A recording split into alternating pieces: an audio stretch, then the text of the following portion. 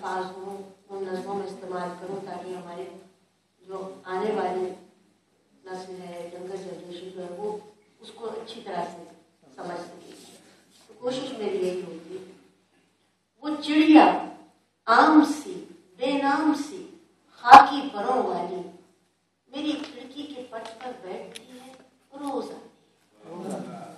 वो चिड़िया आम सी बेनाम सी खाकी परों वाली मेरी खिड़की के पट पर बैठती है, रोज आती है। उसी खिड़की के नीचे मोतिया का पेड़ रहता है। वो जाड़े भर तो सोता है, मगर जब गर्मियां आए तो ऐसे जाग जाता है कि सांसों की महक दीवार में रास्ता बनाए। मोतिया का पेड़ रहता है। वो जाड़े भर तो सोता है, मगर जब गर्मियां आए तो ऐसे जाग जाता है कि सांसों की महक दीवार में रास्ता बनाए।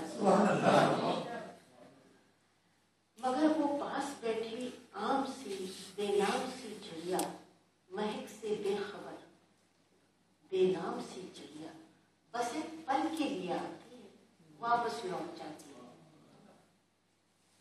वो एक पल के लिए आती है, वापस लौट जाती है। लरसती शाख के उस झूलते घर में हवा की मेहरबानी जिसकी बुनियादों में शामिल है। वो वापस लौट जाती है लरसती शाख के उस झूलते घर में हवा की मेहरबानी जिसकी बुनियादों में शामिल है, और जहाँ यादों के उजले फूल पूरे साल खिलते।